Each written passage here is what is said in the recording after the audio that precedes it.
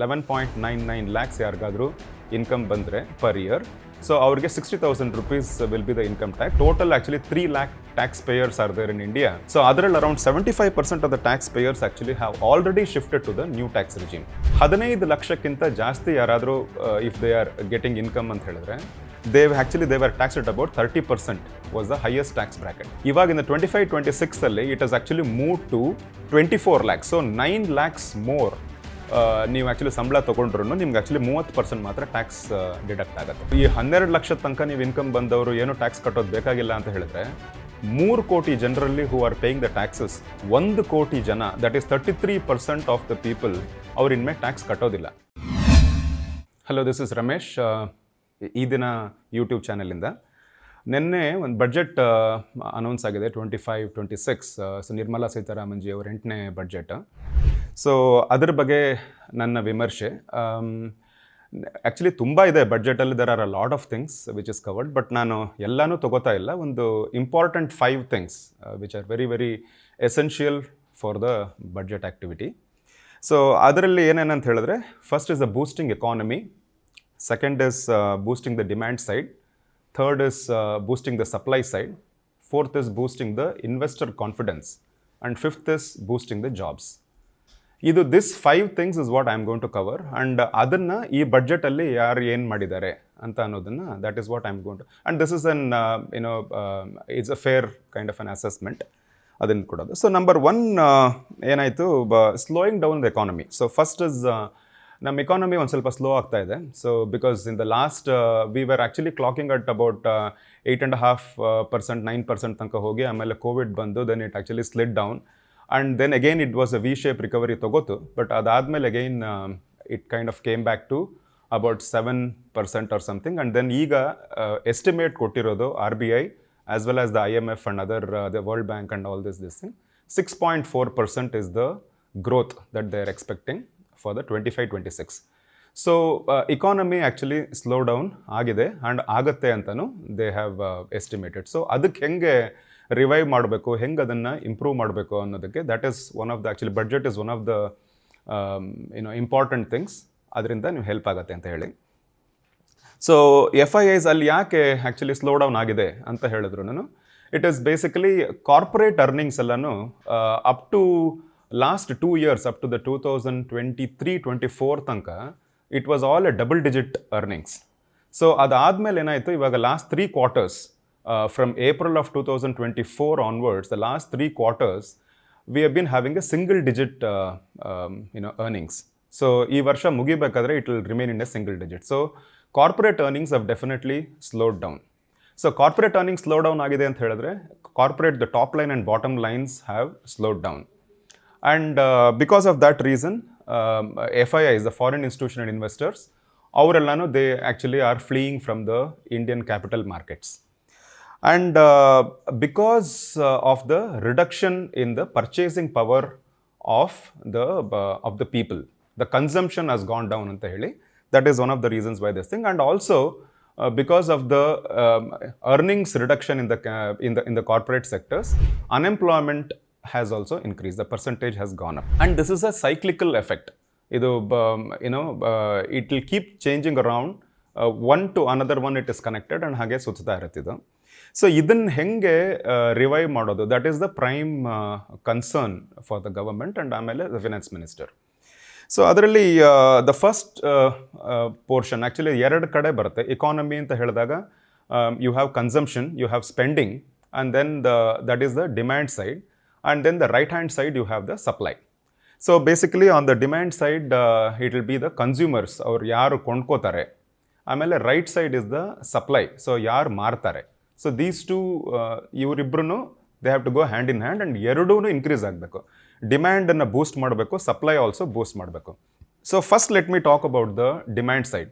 Demand side actually boost ಮಾಡೋದಕ್ಕೆ one of the major things what the finance minister has figured out is, ನಾವು ಜನರ ಕೈನಲ್ಲಿ ದುಡ್ಡು ಕೊಟ್ಬಿಡೋಣ. So we will provide them more and more money this thing. So ಅದರಿಂದ ಅವರು purchase ಮಾಡೋದಕ್ಕೆ purchasing power will start increasing ಅಂತ ಹೇಳಿ, that is one of this thing. So ಹಾಗಾಗಿ ಒಂದು 30 ವರ್ಷದಲ್ಲಿ ನಡೆದಿರೋ ಒಂದು very big revolutionary thing has happened in the individual income tax. So ಇವತ್ತು ಏನಾಗಿದೆ, ಇದು April 1 for the next financial year 25-26 12 lakh ತನಕ ಇನ್ಕಮ್ ಇರೋರಿಗೆ they do not have to pay income tax at all. So 12 lakh ಅಂತ ಹೇಳಿದ್ರೆ ಆ್ಯಕ್ಚುಲಿ ಅದು it works out somewhere about 60,000 rupees will be the this thing, because 0 to 4 lakhsಗೆ ಏನಿಲ್ಲ, 4 to 8 lakhsಗೆ 5% and ಆಮೇಲೆ 8 to 12 lakhsಗೆ 10%. So ಇದನ್ನು it put together it comes to about 60,000 rupees ಬರುತ್ತೆ. 11.99 lakhs ಯಾರಿಗಾದರೂ income ಬಂದರೆ ಪರ್ ಇಯರ್, ಸೊ ಅವ್ರಿಗೆ 60,000 rupees will be the income tax, but that there is a rebate of 60,000 rupees. ಹಾಗಾಗಿ 60,000 minus 60,000 ಅಂತ ಹೇಳಿದ್ರೆ 0 ಆಗೋಗ್ಬಿಡುತ್ತೆ. So up to 12 lakhs there is no income tax. ಇದು last year ತನಕ ಏನಾಗಿತ್ತು, ಅಪ್ ಟು ದ 2024-25 ತನಕ about 7 lakhs ತನಕ actually there was no income tax. So ನಾವು that has increased by 5 lakhs, 5 more lakhs if you R earning, ನಿಮಗೆ ಅದಕ್ಕೆ interest, ಅದಕ್ಕೆ tax ಬರಲ್ಲ ಅಂತ ಹೇಳ್ಬಿಟ್ಟು. ಸೊ ಅಷ್ಟು ದುಡ್ಡು is available with the people. So they can then start spending, and spending is going to revive the economy ಅನ್ನೋದು one of the thought process. So ಇದರಲ್ಲಿ I want to talk little bit about the old regime and the new regime. So 2019 ತನಕ actually old regime ಒಂದೇ regime ಇದ್ದಿದ್ದು. So ಆವಾಗ lot of deductions were there. So we had 80C, 80D, HRA, and then LTA, and then various deductions ಎಲ್ಲ ಇತ್ತು, rental deductions, all those things were there. ಇವ್ರು ಏನು ಮಾಡೋಕ್ಕೆ ಶುರು ಮಾಡಿದ್ರು, in 2020 actually she came up with the new tax regime where they started removing all the deductions. ಎಷ್ಟೊಂದು deductions ಎಲ್ಲ ತೆಗೆದುಬಿಟ್ಟು they started encouraging people to go for the new tax regime, because ಹಳೆ tax ರೆಜಿಮಲ್ಲಿ you have to keep all the documents with you, you have to maintain, you have to provide all those things to the chartered accountant, and ಅದನ್ನೆಲ್ಲ prove ಮಾಡಲಿಕ್ಕೆ ಅಂತ ಹೇಳಿ. So ಇವಾಗ ಅದೆಲ್ಲ ಬೇಕಾಗಿಲ್ಲ. So ನಿಂಗೆ ನ್ಯೂ ಟ್ಯಾಕ್ಸ್ ರೆಜಿಮಲ್ಲಿ ಡಿಡಕ್ಷನ್ಸ್ ಎಲ್ಲ ತೆಗೆದುಬಿಟ್ಟು ಟ್ಯಾಕ್ಸ್ ರೇಟ್ಸ್ನ ಸ್ವಲ್ಪ ಕಡಿಮೆ ಮಾಡಿ they are telling that this is more attractive, so why don't you move to the new tax regime ಅಂತ ಹೇಳಿ. So over a period of time ಏನಾಗಿದೆ, 2024 ಒಂದು 4 ವರ್ಷದಲ್ಲಿ about 75% of the taxpayers, so ನಮ್ಮ total actually 3 lakh taxpayers are there in India. So ಅದರಲ್ಲಿ around 75% of the taxpayers actually have already shifted to the new tax regime. ಅದರಲ್ಲಿ what they are doing is like this year onwards they have ಒಂದು huge tax regime change ತೊಗೊಂಡ್ಬಂದ್ಬಿಟ್ಟು, I think the idea is old tax ರೆಜಿಮ್ನ completely ತೆಗೆದುಬಿಡ್ತಾರೆ. So in fact next week actually finance minister has said that ಇನ್ನೂ ಸ್ವಲ್ಪ detailed information and all I'll be providing ಅಂತ ಹೇಳಿದ್ದಾರೆ. So ಹಾಗಾಗಿ the new tax regime actually 2025-26 I am assuming that only ಒಂದು tax regime ಮಾತ್ರ ಉಳಿಯುತ್ತೆ, new tax regime. ಹಳೆ tax regime ಹೊರಟೇ ಹೋಗುತ್ತೆ. So there will be no more deductions. And country ಏನು ಹೇಳ್ತಿದೆ ಆ್ಯಂಡ್ ದ ಗೌರ್ಮೆಂಟ್ ಏನು ಹೇಳ್ತಿದೆ ಅಂತ ಹೇಳಿದ್ರೆ, ನೀವು ಇನ್ವೆಸ್ಟ್ಮೆಂಟ್ ಮಾಡ್ಕೋಬೇಕಾ, ಸೇವಿಂಗ್ಸ್ ಮಾಡ್ಕೋಬೇಕಾ, ಇನ್ನೇನು ಮಾಡ್ಕೋತೀರಾ, ಅದೆಲ್ಲ ನಿಮಗೆ ಬಿಟ್ಟಿದ್ದು. So we don't come in your way. ಯಾಕಂದರೆ earlier actually they are telling ನೀವು ನ್ಯಾಷನಲ್ ಸೇವಿಂಗ್ ಸರ್ಟಿಫಿಕೇಟ್ಸಲ್ಲಿ ಇನ್ವೆಸ್ಟ್ ಮಾಡಿ, ಮತ್ತು ಅದು ಮಾಡಿ ಇದು ಮಾಡಿ ಎಲ್ಲ ಮಾಡಿದ್ರೆ actually we will give you tax rebates ಅಂತ they are telling. So now they are telling ನಾವು ಯಾವುದಕ್ಕೂ ನಿಮಗೆ ಇದು ಮಾಡೋದು, ಕಂಟ್ರೋಲ್ ಮಾಡೋದಿಲ್ಲ. You have money in your hands, ಇದು ನಿಮ್ಮ ದುಡ್ಡು, ನೀವು ಯಾವುದ್ರಲ್ಲಿ ಬೇಕಾದ್ರೂ ಇನ್ವೆಸ್ಟ್ ಮಾಡ್ಕೋಬೋದು, ನೀವು ಹೇಗೆ ಬೇಕಾದ್ರೂ ಮಾಡ್ಕೋಬೋದು ಅನ್ನೋದು, that is the way that they want to go forward. So ಇನ್ನೊಂದು ಏನಾಗಿದೆ actually, if you look at the top tax bracket up to 2024-25, that is the last financial year ತನಕ 15 ಲಕ್ಷಕ್ಕಿಂತ ಜಾಸ್ತಿ ಯಾರಾದರೂ if they are getting income ಅಂತ ಹೇಳಿದ್ರೆ, they were taxed at about 30% was the highest tax bracket. ಇವಾಗ ಇನ್ 25-26 ಅಲ್ಲಿ it has actually move to 24 lakhs. ಸೊ 9 lakhs more ನೀವು ಆ್ಯಕ್ಚುಲಿ ಸಂಬಳ ತೊಗೊಂಡ್ರು ನಿಮ್ಗೆ ಆ್ಯಕ್ಚುಲಿ 30% ಮಾತ್ರ ಟ್ಯಾಕ್ಸ್ ಡಿಡಕ್ಟ್ ಆಗುತ್ತೆ. So that is this thing. ಈಗ ಇದು ಆದಾಗ what will be the repercussions ಅಂತ ಹೇಳಿದ್ರೆ, ಡಿರೆಕ್ಟ್ ಟ್ಯಾಕ್ಸಸ್ ಬಂದು ಕಡಿಮೆ ಆಗೋಗ್ಬಿಡುತ್ತೆ. ಬಿಕಾಸ್ ಇದು ಈ 12 ಲಕ್ಷ ತನಕ ನೀವು ಇನ್ಕಮ್ ಬಂದವರು ಏನು ಟ್ಯಾಕ್ಸ್ ಕಟ್ಟೋದು ಬೇಕಾಗಿಲ್ಲ ಅಂತ ಹೇಳಿದ್ರೆ, 3 ಕೋಟಿ ಜನರಲ್ಲಿ who are paying the taxes, 1 ಕೋಟಿ ಜನ, that is 33% of the people ಅವ್ರ ಇನ್ಮೇಲೆ ಟ್ಯಾಕ್ಸ್ ಕಟ್ಟೋದಿಲ್ಲ. ಸೊ ಹಾಗಾಗಿ it is actually they will government will lose about 1 lakh crore of income which was generated from the direct taxes. So ಆ portion ಕಡಿಮೆ ಆಗೋಗ್ಬಿಡುತ್ತೆ. But ಇವಾಗ ಅದನ್ನು ಕಡಿಮೆ ಆಗೋಗ್ಬಿಟ್ರೆ ಮತ್ತು then how will the government run the show, how will it have money ಅಂತ ಹೇಳಿದ್ರೆ, the idea is if you put the money into the hands of people, ಅವರ the purchasing power will go up and they will have more money available to spend.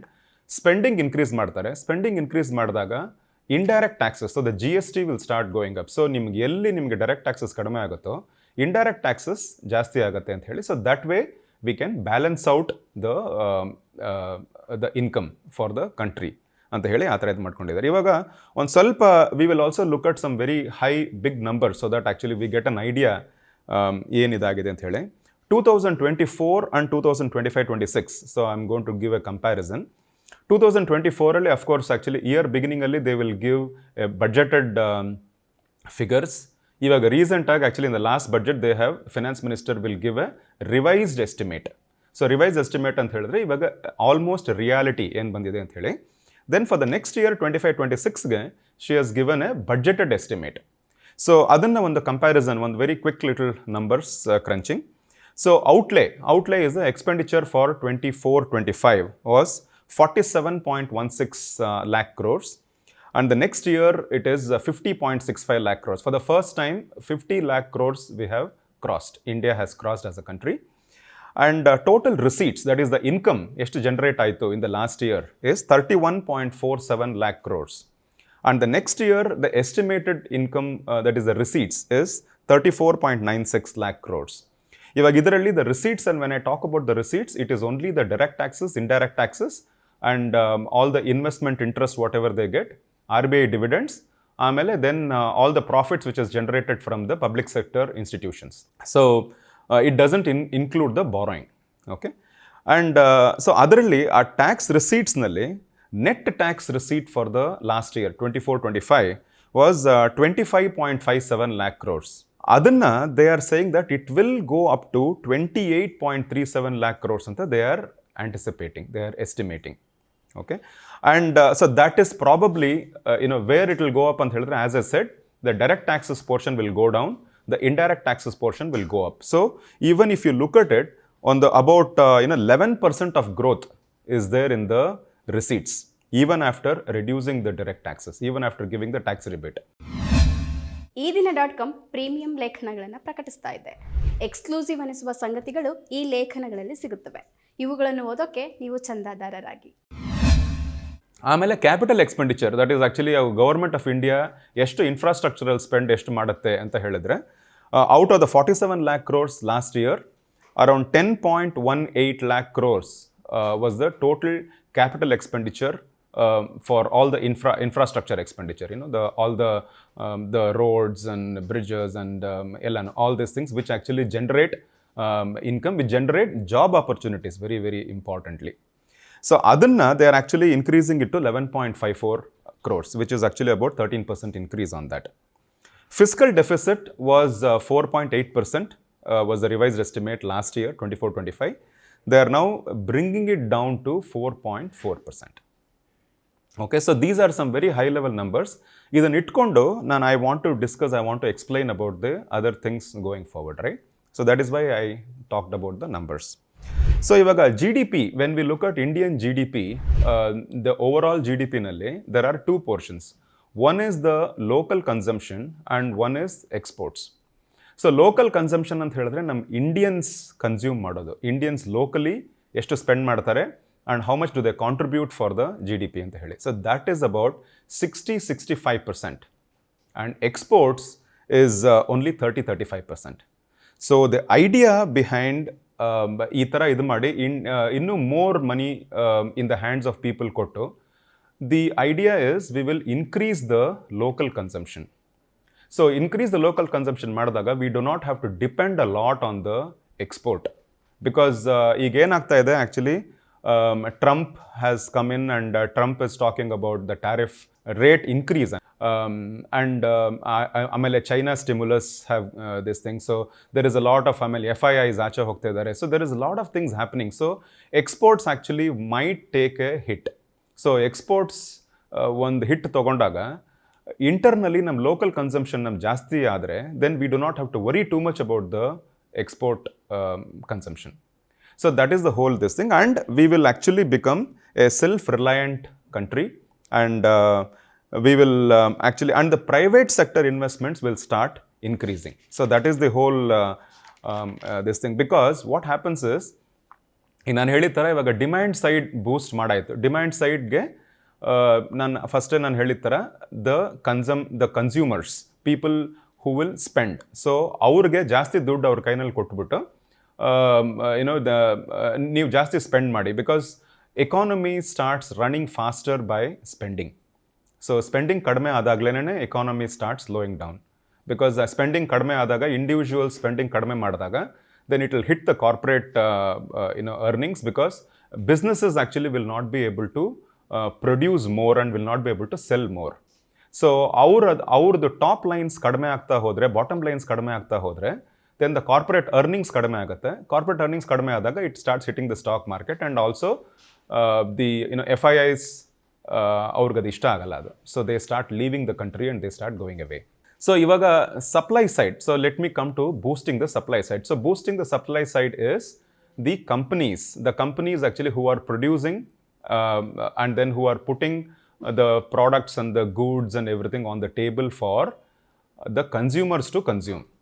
So ಅವ್ರನ್ನ ಹೆಂಗೆ ರೆವ್ up ಮಾಡೋದು, ಅವ್ರಿಗೆ ಹೆಂಗೆ help ಮಾಡೋದು ಅಂತ ಹೇಳಿದ್ರೆ, first of all actually when the demand starts increasing, automatically the company start thinking that anyway ಇವಾಗ demand increase ಆಗಿರೋದ್ರಿಂದ let me start increasing the production.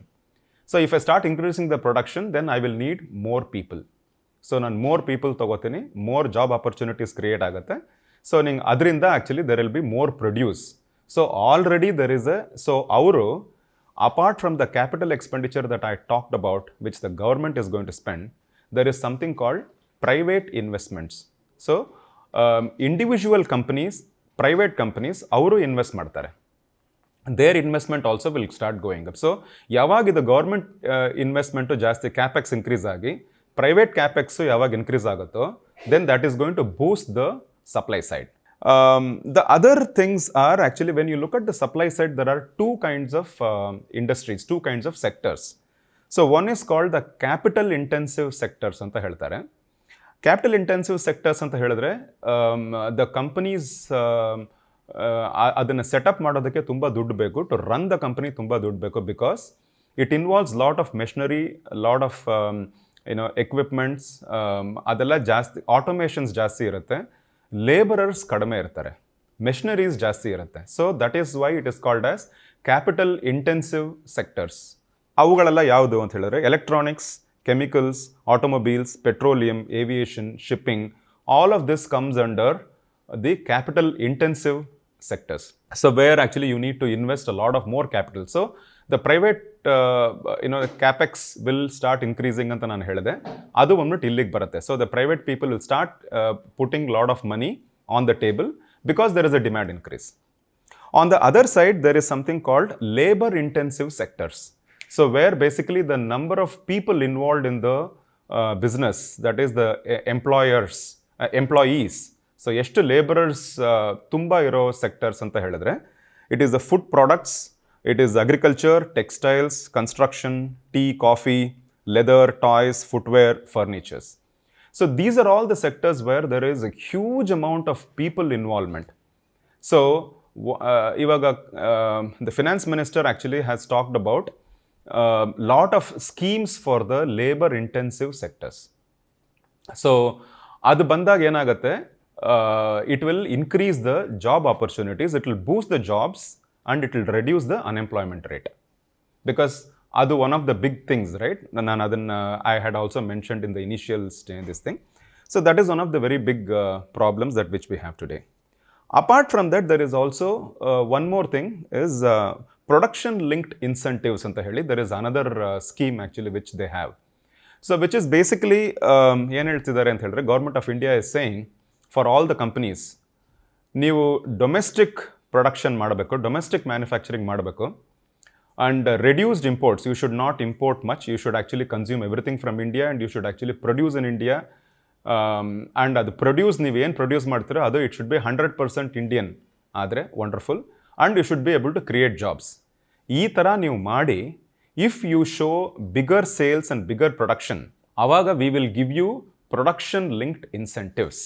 So ಅದನ್ನು ಏನು ಮಾಡಿದ್ರು, up to in 2024-25 financial year, they basically were providing about 9,400 crores ಅಷ್ಟು incentives they are providing to companies. So ಇದೇನಾಗುತ್ತೆ ಅಂತ ಹೇಳಿದ್ರೆ companies actually will get attracted towards this scheme. So ನಾವು ಜಾಸ್ತಿ produce ಮಾಡಿ ನಾವು ಜಾಸ್ತಿ ಇದು ಮಾಡಿದ್ರೆ ನಮಗೆ we get incentives from the company ಅಂತ ಹೇಳ್ಬಿಟ್ಟು ಇದು ಎರಡು, ಒಂದು ದುಡ್ಡು ಬರುತ್ತೆ ಕಂಪನೀಸ್ಗೆ, ಎರಡನೇದು they also contribute to the country's growth, third they feel very proud because ನಾವು ಆ್ಯಕ್ಚುಲಿ ವಿ ಆರ್ ದ ಇವಾಗ ಜಸ್ಟ್ ಇಮ್ಯಾಜಿನ್ ಯಾವ್ದಾರ ಒಂದು company if they say that I am the ನಮ್ಮ ಕಂಪನಿಗೆ ಹೈಯೆಸ್ಟ್ ಇನ್ಸೆಂಟಿವ್ ಸಿಕ್ತು ಲಾಸ್ಟ್ ಇಯರ್ ಅಂತ ಹೇಳಿದ್ರೆ that is a proud feeling. So they are contributing to the country building activity ಅನ್ನೋದು is the point.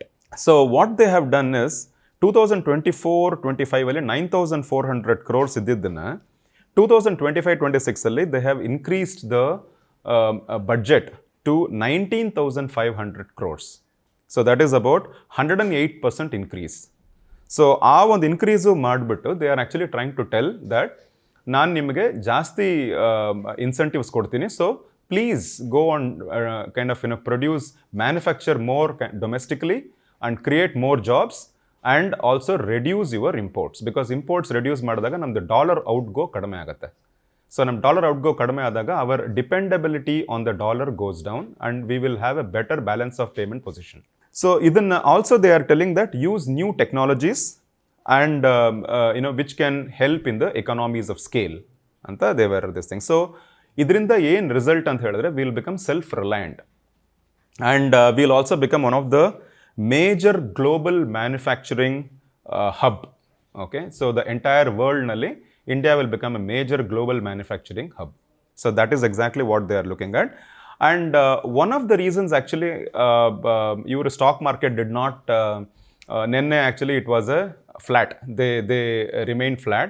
Start adaga it went up a little bit, about 150 points nifty went up. ಆಮೇಲೆ ಕೊನೆಗೆ ನೆನ್ನೆ close ಆದಾಗ 26 points ಡೌನಲ್ಲಿ close ಆಯಿತು, almost flat ಅಂತಾನೆ we have to take that. So ಯಾತಕ್ಕಿದು ಅಂತ ಹೇಳಿದ್ರೆ one of the reasons is that capex actually ಅವ್ರಿಗೇನಾಯಿತು, the investors actually felt that the capex investment by the government of India ಸ್ವಲ್ಪ ಕಡಿಮೆ ಆಗಿದೆ, 13% ಮಾತ್ರನೇ, ಬಿಕಾಸ್ 10.18 lakh crores-ಇಂದ 11.5 lakh crores-ವರೆಗೂ ಮಾತ್ರನೇ ಅವರು ಅನೌನ್ಸ್ ಮಾಡಿದ್ದಾರೆ. So which is actually not very attractive ಅಂತ ಹೇಳಿ they felt. So that is the reason L&T ಅವರೆಲ್ಲ ತುಂಬ ಜನ actually L&T went down big time yesterday. So ಆ ಥರ ತುಂಬ ಕಡಿಮೆ ಆಗ್ತಾ ಬಂತು. ಬಟ್ ಆದರೆ ಇನ್ನೊಂದು ಪಾಯಿಂಟ್ ಆ್ಯಕ್ಚುಲಿ ಪ್ರಾಬಬ್ಲಿ ಇವತ್ತೆಲ್ಲ ಒಂದು ಸ್ವಲ್ಪ they will do some deep dive and understand little better is that the central government has allocated only 1.2 crores. But ಇನ್ನೊಂದು ಏನು ಮಾಡಿದ್ದಾರೆ ಅಂದರೆ ಸ್ಟೇಟ್ ಕ್ಯಾಪೆಕ್ಸ್ ಅಂತ ಒಂದು they have provided, so which is about 1.5 crores. So ಒಂದು decentralisation ಮಾಡಿ they are giving interest free loans to the states and they are encouraging the states to say that you go head and then ನೀವು schemes ತೊಗೊಂಬನ್ನಿ and ನಿಮಗೆ ನಾವು interest free loans ಕೊಟ್ಬಿಟ್ಟು up to 1.5 crores will give you interest free loan so that you create more business opportunities and create more jobs anta they are giving that this thing. So idu eradu seri roughly about 2.7 lakh crores is what is the capex available. And PPP also, the public private partnership go one bit, it is going to help in the this thing.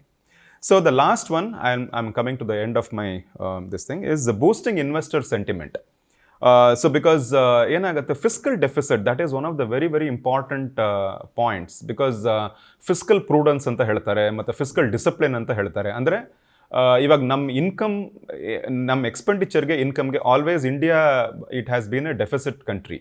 So fiscal deficit country ಅಂದರೆ ನಮ್ದು expenditure is more, income is less. So ನಾವು ಯಾವಾಗಲೂ ಅದನ್ನು ಆ ಗ್ಯಾಪನ್ನು fill ಮಾಡೋದಕ್ಕೆ we have been doing a lot of borrowing. So ಆ borrowing actually has become about 80% of our GDP ಆಗಿದೆ. So it is actually slightly more than the tipping point 72%. ಈಗ ಅದನ್ನು ದ ಫಿಸ್ಕಲ್ ಡೆಫಿಸಿಟ್ನ ಆ್ಯಕ್ಚುಲಿ ನಾವು initially it was very well, actually it was about 3.5% ತನಕ ತೊಗೊಂಡ್ಬಂದಿದ್ವಿ up to 2019 ತನಕ. Suddenly COVID came and it put it became very bad. So 9.5% fiscal deficit ತನಕ ಹೊರಟೋಗ್ಬಿಟ್ಟಿತ್ತು. ಅದನ್ನು they have over a period of 4 years they have controlled it and brought it down to 4.8%. Next year they are estimating 4.4%. So now ಇದು ಯಾತಕ್ಕೆ important ಅಂತ ಹೇಳಿದ್ರೆ, for the global investors ಅವ್ರಿಗೆ they will invest only in the countries ಯಾರ್ಯಾರು actually having a very good fiscal prudence and fiscal discipline ಅಲ್ಲಿ ಮಾತ್ರನೇ, ಯಾಕಂದರೆ ಅವ್ರಿಗೆ ಗೊತ್ತು ಈ countries are able to manage their funds properly. So ಅದಕ್ಕೋಸ್ಕರ ನಾವು ಇಲ್ಲಿ ಇನ್ವೆಸ್ಟ್ ಮಾಡೋಣ ಅಂತ ಹೇಳಿ. And who are our competing countries? It's Vietnam, Indonesia and Thailand. ಅವ್ರದ್ದು ಫಿಸ್ಕಲ್ ಡೆಫಿಸಿಟ್ ಎಲ್ಲ it is only between 3 to 4%. So hence ನಾವು ಎಷ್ಟು ಬೇಗ ಆಗುತ್ತೋ ಅಷ್ಟು ಬೇಗ ಅಂಡರ್ 4% ಬಂದರೆ it actually will become more attractive for the global investors. So that is the 4th point. So with this I come to the end of my this thing. So I will just reiterate 4 things is what actually I tried talking about. So one is the boosting the demand side, the left hand side, then boosting the right hand side, which is the supply side, demand side and supply side, boosting the investor confidence, and then boosting the jobs. ಇದು 4 ಮಾಡಿದ್ರೆ then it will result in boosting the economy. So this is basically what I think the finance minister has talked about. And one of the major things I think ಅವ್ರು ಏನು ಇದು ಮಾಡಿದ್ದಾರೆ ಅಂತ ಹೇಳಿದ್ರೆ, because state by state ಏನಾಗ್ತಿತ್ತು, every time elections ಬಂದಾಗ there was a lot of freebies ಎಲ್ಲ ಕೊಡೋಕ್ಕೆ ಶುರು ಮಾಡಿದ್ರು. Every party were announcing. So instead of all of those things I think ಇವ್ರು ಏನು ಮಾಡಿದ್ದಾರೆ, ಒನ್ ಶಾಟ್ ಎಲ್ರಿಗೂ across the board, the whole country, I will give you more money. So that actually all this revdi culture will probably stop ಅಂತ ಅನಿಸುತ್ತೆ. So that is all I had for the budget. Thank you for listening in. Thank you very much.